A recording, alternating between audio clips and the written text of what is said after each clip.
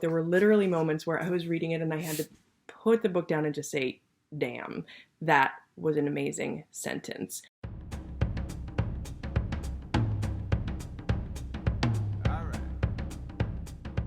Hi everyone, it is Rebecca from Greenlight Bookstore here with another Handselling from Home video. Each time I do one of these, I like to wear a different bookstore shirt.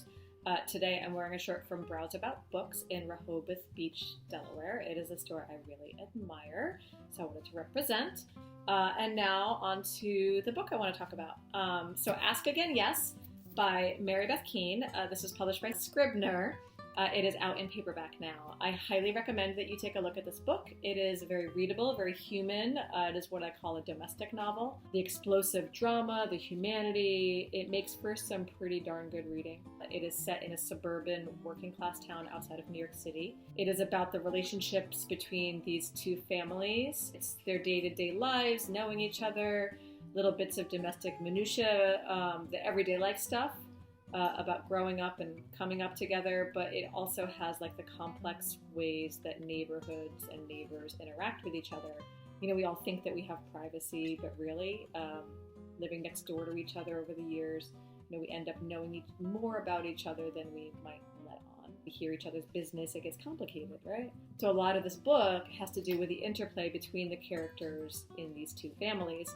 Both of the fathers are cops with the NYPD. They're colleagues, but they're not friends per se. The mothers, they are not close at all. But their kids are friends, and their kids grow up together throughout the course of the book. Both of the mothers struggle with different things. They struggle with parenthood, isolation, community, their mental health, but they don't find strength with each other or with their friendship with each other. In fact, their isolation and one of the mother's mental illness spirals out and plays out in their families and in the community in pretty lasting ways, making for some pretty explosive drama in the book. The way that the characters in these two families connect through all the drama, and the way that the two kids as they're growing up connect, is what really makes this book worth the read. Like I said before, I highly recommend Ask Again Yes, paperback now. And that's all I have for you. So, see you next time. Thanks. Hi, it's Jessica from Greenlight Bookstore. I'm doing another Handselling from Home video talking about a new title in paperback. This book, The Old Drift, which I read in hardcover last year and is newly published in paperback, so you are lucky enough to be able to get it in that format. This was one of my favorite novels of last year, and it started out as kind of a sleeper. It was that customers kept coming into the store and asking about it. I hadn't really read a ton of reviews about it, but it started to creep up on me, and I was like, I will check this out. Picked it up and fell right into it. It's a massive multi-generational family story set in Zambia in Africa.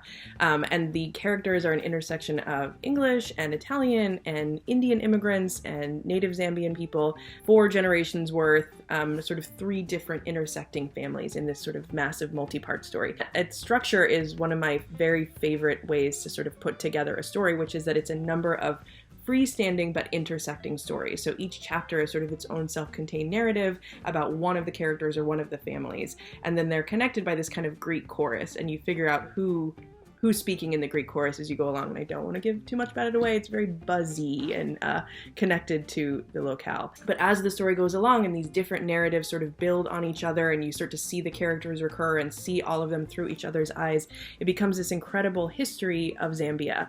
And the characters are intersecting in love and in family and in business and in organized crime and in the space program, and there are misunderstandings and mental illnesses and strange freak accidents. There's like a little element of magic realism in the whole thing just because it's so strange and wonderful. Namwali Serpell is the author, and when I was reading this book, there were literally moments where I was reading it and I had to put the book down and just say, damn, that was an amazing sentence. Her writing is so powerful, moment by moment, sentence by sentence, that it just blew me away, and she's going to be my hero forever. I will read anything Namwali Serpell writes. The title, The Old Drift, is the name of a location along the Zambezi River not far from Victoria Falls, and it comes to like a big sweeping kind of epic strange conclusion. But I think The Old Drift also evokes the drift of history and the drift of fate in individual lives, and it's so much food for thought in this book. And so much to learn about a country that I didn't really know very much about. But it's a really engrossing, immersive story, a great way to sort of like get out of our little patterns and locations and see the world and think about, you know, how the unexpected sort of vagaries of history end up intersecting with individual lives. So super highly recommended, absorbing, you'll learn something, and you'll have a great time. The Old Drift by Namwali Serpell. Thanks.